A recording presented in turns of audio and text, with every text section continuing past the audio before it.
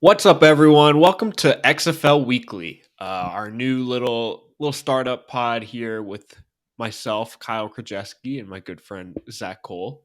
Yo, Zach, what's up, dude?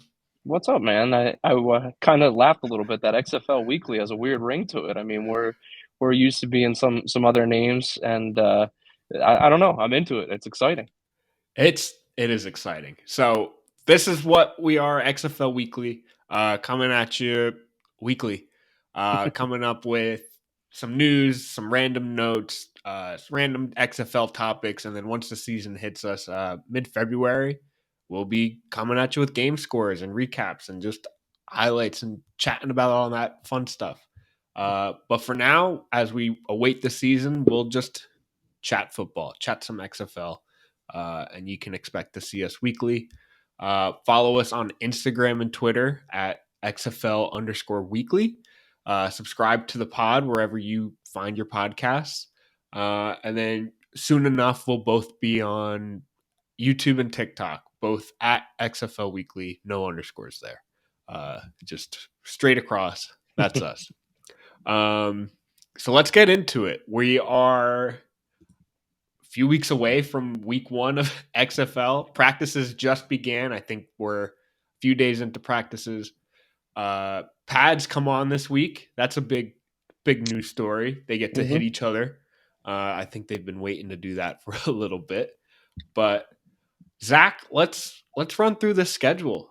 This was announced, I think, 2 weeks ago now, and a lot of good things to see on this. Mostly that there is an XFL schedule out there that exists, but I, Definitely, yeah. right off the bat, looking at this long list, what stands out to you? Because for me, it's I love seeing the Sea Dragons orange. That's just a beautiful color. Yeah, I think that's a good point. And really before you get into that, I was even kind of reminiscing. We talked a little bit before we got on here, but I remember 3 years ago now, I guess it is. Oh yeah, That's yeah, almost yeah. disgusting to say, but you and I were actually planning to go to a then New York Guardians game over at MetLife Stadium, and that was the weekend COVID hit the world. They Yeah. canceled that game, and that was kind of the end of the XFL. And I mean, three really quick years later, here we are. It's kind of crazy to think that the time has flown how quickly as it has. Yeah, Um, I completely forgot I wanted to just jump right in. But yeah, XFL's back 3.0. 2020 was a fantastic attempt. It was almost there and then circumstances beyond uh, their control stepped in and kind yeah, of shut things down. But it's back. Things are looking good. There's a few team shifts. Uh, the New York Guardians are now in Orlando, hmm, which is interesting. A few teams left us, and then we've got a few newcomers. Let's see. I have them written down here. Um, Thought I had it a little bit more specific, but Vegas Vipers return our new team. Arlington Renegades, returning team with a new logo. Orlando Guardians are now from New York. Houston Roughnecks, new logo, but they're back. St. Louis Battlehawks were a favorite in 2020. They're back. San Antonio Brahmas, a new team. They've got a pretty sick logo. a Uh, new word too. How many of us have heard the word Brahmas can't before say this? I've ever heard the word Brahmas. Seattle Sea Dragons with a new look, and I think they before they were just the Dragons. So now they're coming out of the sea. They took a little bit of a dip, so now they're the Sea Dragons, and then back and better than ever, DC Defenders.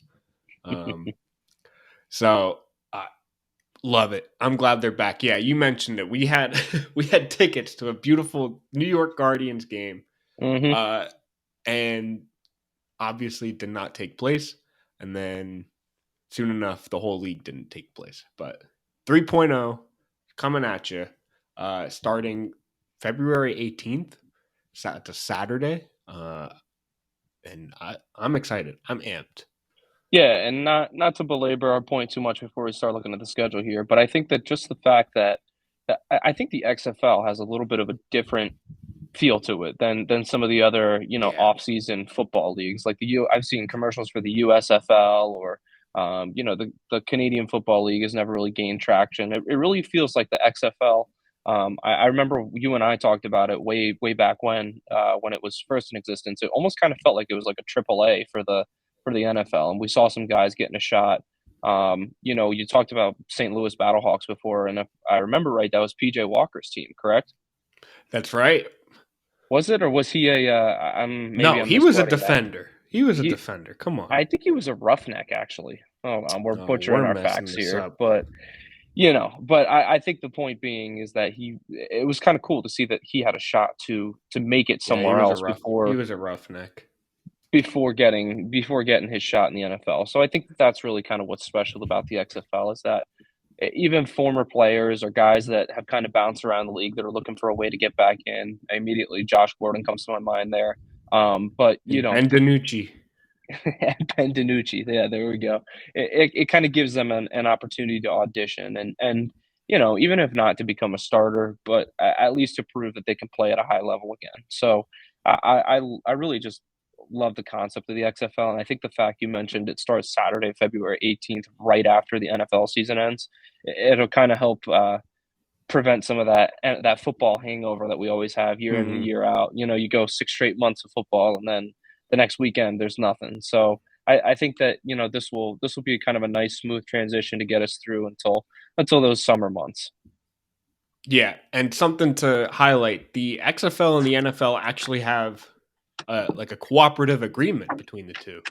And an exciting news that came out, I think it was just last year, almost a year ago today, mid February. I say a year ago, year and a month ago.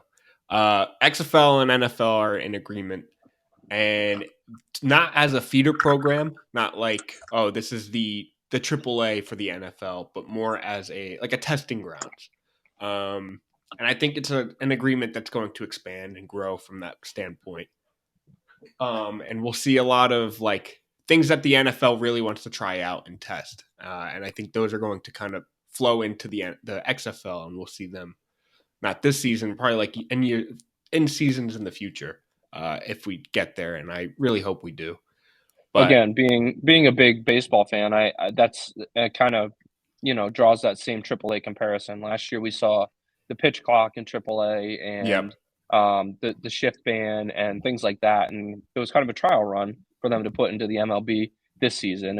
And like you said, I think that this will be a perfect testing ground for those sorts of changes as well. yep. So they're gonna kind of play around and test with those new ideas. Probably some kickoff changes. Maybe look at how technology is used in the football world, and kind of put those to actual test in an actual football league in the spring, and that's the XFL. So it's a lot of Yeah, fun coming out of that. it's super fun, and I guess I have a question to kind of build off of that fun for you. Right now, just looking at the teams, I guess the logos, the locations, the jerseys. Who are you planting your flag in? Who are you going to cheer Oh, for? I've already planted my flag. That's the good old Wow. DC Defenders. I'm coming back. I was a fan of them 2020, and they made their return, so I've got to bring my return back to them. Old faithful, DC Defender, and someday hope to be there and experience the beer snake for myself. Um, I forgot about that. so then I'll toss it to you, Zach. What Oh, before we discuss anything, who who are you rooting for, or are we gonna have to on a future episode put that might together be a put together a wheel and have you kind of draft out your team? that might be the way it has to go. I was super into the Roughnecks like we said before the 2020 XFL shut down. Maybe that was a little bandwagoner because if I remember right, um, they were leading their division. They were at 5-1 or something like that. They were pretty good, and like I said, PJ Walker was killing it for them at that point. And little did I know he would become my favorite NFL team's quarterback. But so maybe I'll have to stake my claim there. But like I said earlier, seeing Josh Gordon on the Sea Dragons, there's a couple other wide receivers bouncing around the league that are super interesting too. I think we'll have to come back to it once the season gets started, and I can see a week of action. All right, all right. I'll allow it. I'll allow it. But yes, the Roughnecks were 5-0 before things kind of disappeared, while the next three teams were 3-2. Yeah. But so it's the Roughnecks League, and I hope it's not theirs again because the Defenders are here to take it back. But let's jump into the schedule. A lot of very interesting things to highlight. Let's see. There's 10 weeks of football, 10 weeks of Mhm. XFL football, I should say. Kicking off February 18th with the final regular season action taking place Sunday, April 23rd. And then we'll get into some playoffs. But one thing to note for me is the very, I guess, Disney as a whole really kind of took this XFL partnership to an extreme.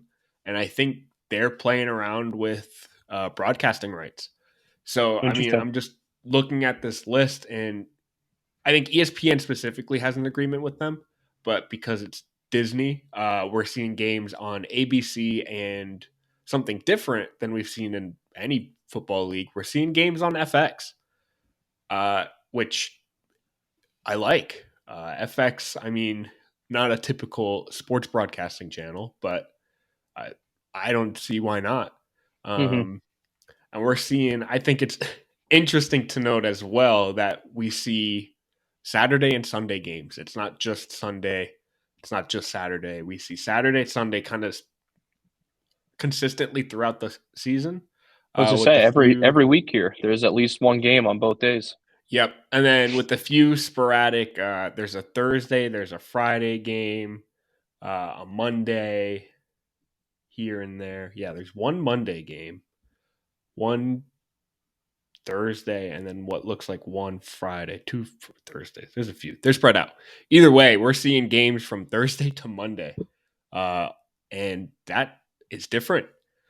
Friday, especially, and I think that's kind of because there's no high school football. They kind of take that Hmm. dedicated spot, which is why I think the NFL kind of stays away from Friday nights. But yeah, Friday football on FX. Yeah, How does it's that kind of sound? cool because it sounds great. They can really spread their wings. They don't have college football. They don't have NFL football, or like you said, they don't have high school football to compete with. So it's kind of cool to see that it can sprawl itself out from a Thursday to Monday slate, which is nice, especially because we're so accustomed to seeing football this night, and this night. This will kind of vary it up a little bit. And I think the other neat thing is there's no bye weeks in this league. I was doing some research on their season format and their schedule format, and they kind of define it the best. It says the season lasts just 79 days. Will be a nonstop sprint from the first kick to the last down, which it's kind of cool to me. I think that's one of the things that I hate. I understand it, but there's nothing worse than going into an NFL week and seeing that only 24 teams are playing because 8 teams are on a bye this week or whatever. So to see all 8 teams in action for all 10 weeks is pretty cool. It is really cool. Yeah, that's interesting. And I wonder how that's going to shape out. But I love the idea of it being just a full on sprint, like just Hmm. football, football, football. It's exciting. Another thing to note is that the return of football to St. Louis, and we know that St. Louis loves their football. Uh, Absolutely. Battlehawks don't have a home game until week 4. Hmm. And I remember looking into that, and I think it's because they had. I think a lot of this is like stadium usage, Definitely. Definitely. and why some schedules are the way they are. Because none of these teams own their stadiums, like the NFL, or have sole control over them. I know the Defenders are playing in a soccer stadium. Um, a few are using. I, I don't know specifically, but just some other football stadium. I think St. Louis is in the old Ram Stadium, actually. Yeah, and the Um, Sea Dragons are in Lumen Field. They're yes, playing, where the Seahawks do. yeah, and they don't own the stadium, so it's a lot of Right. like maneuvering, and I think that is a big reason why schedules are a little bit all over the place. But when I look at the XFL, I don't really expect uh, full organization. I kind of want the chaotic, crazy schedule that kind of comes with it. Um, So I'm excited. Man, Friday night football. It's something, man. Hung up It on is. Nothing better than end of the week, right? it.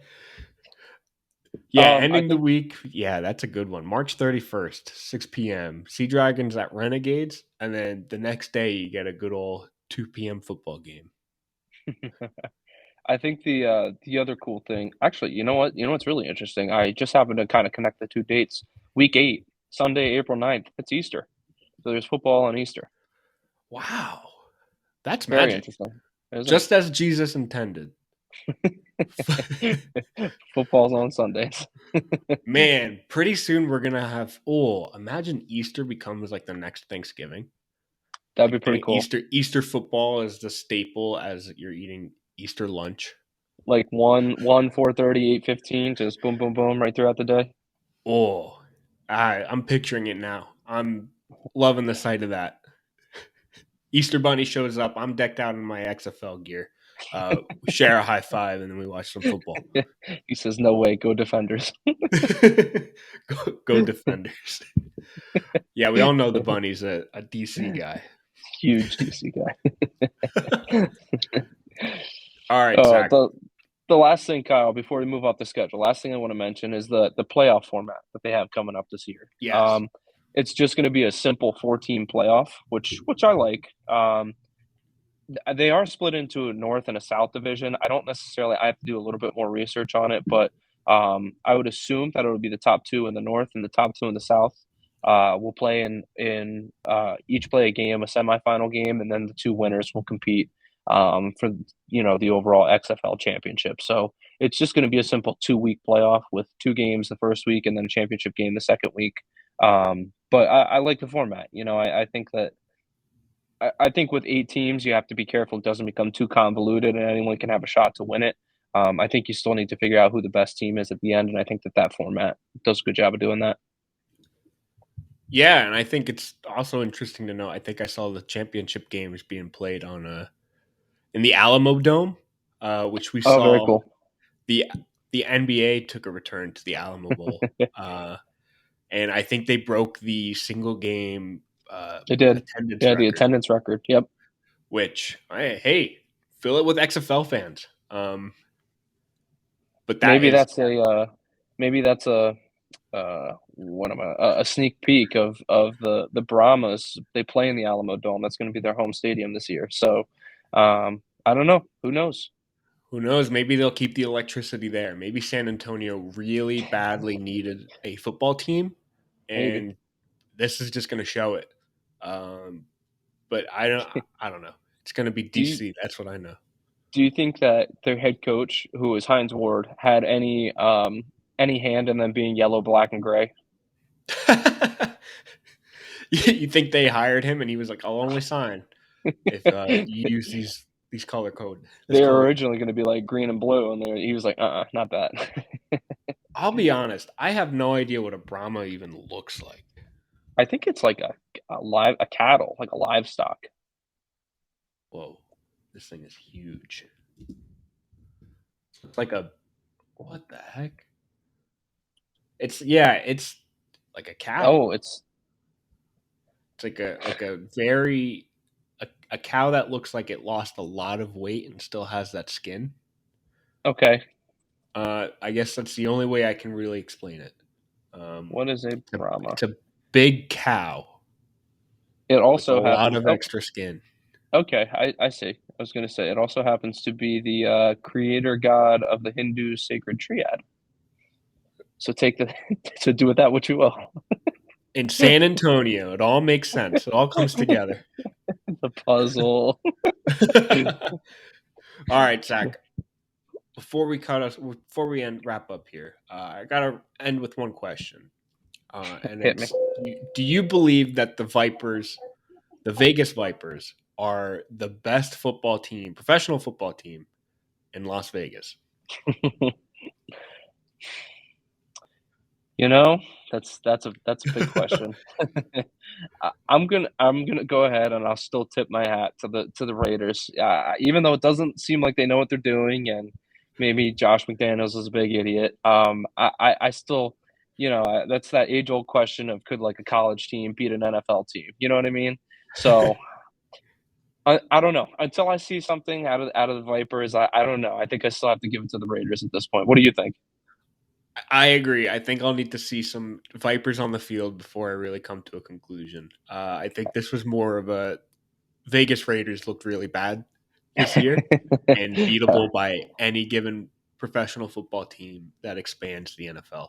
And who Uh, knows? Maybe the Raiders trade Carr and they get a pick for him or something, and maybe that changes maybe things. Who Vegas knows? buys Who maybe knows? the Vipers buy the rights to To Carr. Derek Carr. Maybe Carr is just like set in Vegas. He's like, I love the Would city they would they immediately be the best team in the XFL? by far. You think so? By You think he would I mean think that so. much? I think Derek Carr would mean so much to any of these XFL teams. Uh, Interesting. I think Ben DiNucci being the kind of like the headliner QB in this league It kind of tells you says a what you need lot. to know. Yep. Um, but who knows? Maybe DiNucci to Josh Gordon up in Seattle is going to just Electric. electrify. Oh, that's gonna be interesting. And I know that specifically is going to be what a lot of people tune in to see.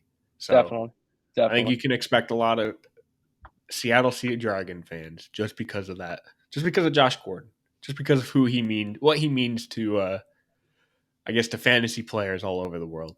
Absolutely. Yeah, absolutely. All right, dude, let's wrap up there. Thank Okay. you, anybody and everybody tuning in. This is XFL Weekly coming at you weekly.